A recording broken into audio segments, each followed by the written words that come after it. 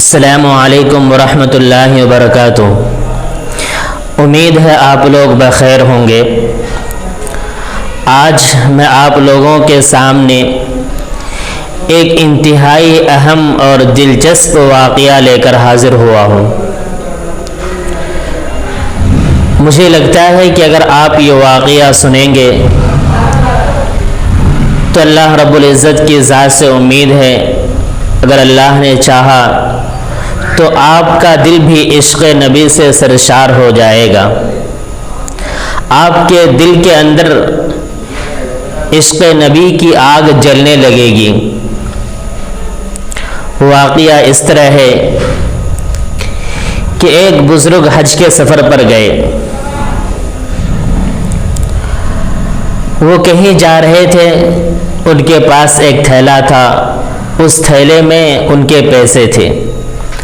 وہ راستے میں چل رہے تھے، ایک چور ان کے پاس آیا، تھیلا چھینا اور چھین کر بھاگنے لگا۔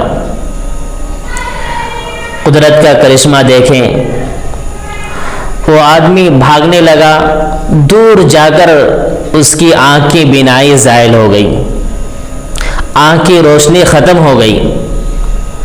وہ چور چلانے لگا، رونا دھونا شروع کر دیا۔ لوگ اس کے پاس اکٹھے ہو گئے، بھیڑ ہو گئی۔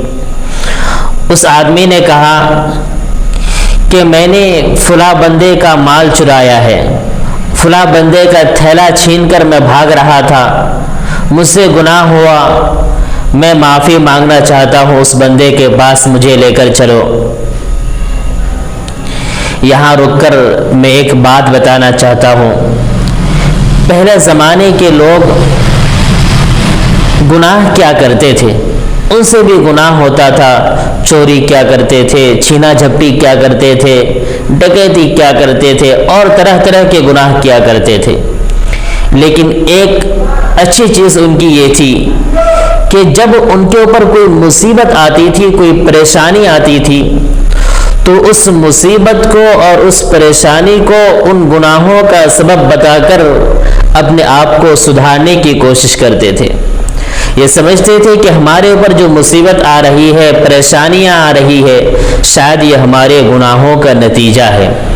اس لیے وہ لوگ مصیبتیں آنے کے بعد، پریشانیاں جھیلنے کے بعد اپنے آپ کو بدلنے کی کوشش کیا کرتے تھے۔ یہ بات ان کی بہت اچھی لگتی ہے مجھے۔ تو اس آدمی نے بھی جب چوری کیا اور اس کے نتیجے میں اس کی بینائی زائل ہو گئی، اس پر مصیبت آئی، تو اس آدمی نے اپنی مصیبت کو اس گناہ کا نتیجہ قرار دیتے ہوئے کہا کہ مجھے اس بندے کے پاس لے کر چلو، مجھے اس سے معافی مانگنی ہے۔ لوگوں نے اس سے پوچھا کہ واقعہ تمہارے ساتھ کہاں پیش آیا، کس جگہ تم نے مال چرایا، تھیلا چھینا؟ اس نے کہا کہ فلاں حجام کی دکان کے قریب یہ واقعہ پیش آیا، مجھے وہاں لے کر چلو۔ چنانچہ لوگ اس دکان کے پاس اسے لے کر گئے۔ دکاندار سے پوچھا کہ بھائی تم نے کسی آدمی کو یہاں سے گزرتے ہوئے دیکھا ہے؟ ایسا ایسا اس کا حلیہ ہے، ایسے ایسی پوشاک پہنا ہوا تھا۔ اس دکاندار نے کہا مجھے اس کے گھر کا پتہ تو نہیں ہے، البتہ وہ ہر نماز اس جگہ کی مسجد میں پڑھنے کے لیے آتا ہے، اگلی نماز بھی پڑھنے کے لیے اسی مسجد میں آئے گا۔ جب نماز کا وقت ہو گیا تو اللہ والا اپنے وقت پر آیا، نماز پڑھی۔ نماز پڑھنے کے بعد لوگ اس چور کو لے کر اس اللہ والے کے پاس پہنچے اور پورا واقعہ بتایا۔ جب چور اس اللہ والے کے پاس پہنچا تو پہنچتے ہی ہاتھ پاؤں پکڑ لیے، رونا شروع کر دیا اور کہا کہ مجھے آپ معاف کر دیں، آپ معاف کر دیں گے تو میری آنکھ کی بینائی واپس آ جائے گی۔ اس اللہ والے نے کہا تم نے دو باتیں کہی ہیں، ایک بات یہ ہے کہ میں تمہیں معاف کر دوں، اور دوسری بات یہ ہے کہ تمہاری آنکھ کی بینائی اور روشنی واپس آ جائے۔ ان میں سے ایک بات تو میرے اختیار میں ہے، میرے بس میں ہے، اور دوسری بات تو اللہ رب العزت کی قدرت میں ہے۔ معاف کرنا یہ تو میرے بس میں ہے، بینائی کا واپس آ جانا، تمہاری آنکھ کے اندر روشنی کا واپس آ جانا، یہ اللہ رب العزت کے ہاتھ میں، اللہ رب العزت کی قدرت میں ہے۔ لیکن جو چیز میرے بس میں تھی میں نے وہ کر ڈالی، اب تم آ کر مجھ سے معافی مانگ رہے ہو، یہ بات تو میں پہلے ہی کر چکا، میں نے تمہیں پہلے ہی معاف کر چکا تھا۔ جب چور نے یہ بات سنی کہ اس آدمی نے میرے معافی مانگنے سے پہلے ہی مجھے معاف کر دیا، تو آدمی حیرانی میں اللہ والے کے منہ تکتا رہا اور حیرانی میں پوچھا کہ میں نے آپ سے معافی نہیں مانگی، معافی مانگنے سے پہلے آپ نے مجھے معاف کر دیا؟ اس اللہ والے نے کہا ہاں، معافی مانگنے سے پہلے ہی میں نے تجھے معاف کر دیا تھا۔ اور اس اللہ والے نے جو بات کہی، اگر آپ کے دل کے اندر ذرا سا بھی عشق نبی ہے تو اس عشق نبی میں آگ سے لگ جائے گی، بھڑک اٹھے گی وہ عشق نبی کی آگ۔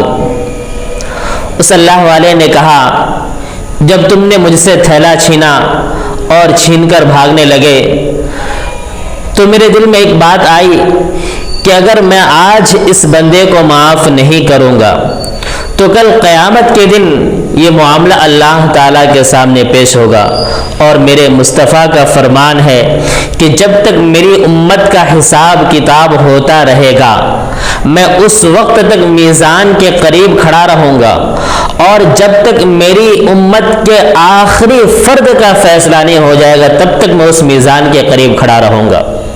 میں نے سوچا کہ میرا یہ مقدمہ بھی پیش ہوگا، اس مقدمے کی وجہ سے جتنا وقت لگے گا اتنا وقت میرے نبی کو میزان کے قریب کھڑا رہنا ہوگا، اتنی دیری کی وجہ سے نبی کریم صلی اللہ علیہ وسلم کو جنت میں دیری ہو جائے گی۔ اس لیے میں نے سوچا کہ میری وجہ سے میرے نبی کو جنت میں جانے میں دیر نہ لگے، اس لیے میں نے تمہیں معاف کر دیا کہ یہ مقدمہ ہی پیش نہ ہو، تاکہ اتنا ٹائم ہی نہ لگے، اتنا وقت ہی خرچہ نہ ہو، اور میرے نبی کو اتنی دیر جنت سے دور نہ رہنا پڑے۔ کیا عشق نبی تھا ان لوگوں کے دلوں کے اندر، کیا محبت تھی اللہ کے نبی صلی اللہ علیہ وسلم سے۔ ایسے لوگوں کے بارے میں ہم تو یہ سوچ بھی نہیں سکتے ہیں کہ وہ اللہ کے نبی صلی اللہ علیہ وسلم کی کسی سنت کو چھوڑتے ہوں گے، ایک ایک سنت سے اپنے آپ کو سجائے ہوئے ہوں گے، اپنی زندگی کو سنوارے ہوئے ہوں گے۔ اگر ایسی ہی محبت، ایسا ہی عشق ہمارے دلوں کے اندر پیدا ہو جائے، ایسے ہی سنتوں پر عمل کرنے کا جنون ہمارے اندر پیدا ہو جائے تو یقیناً ہماری دنیاوی زندگی بھی کامیاب ہو جائے گی اور آخرت والی زندگی بھی کامیاب ہو جائے گی۔ اس لیے میرے بھائیوں، میرے بڑوں، میرے ہم عمر ساتھیوں اور میری ماؤں اور بہنوں، ہمیں اپنے اندر اللہ کے نبی صلی اللہ علیہ وسلم کی محبت کو جگانے کی ضرورت ہے، عشق نبی کی آگ کو سلگانے اور بڑھانے کی ضرورت ہے۔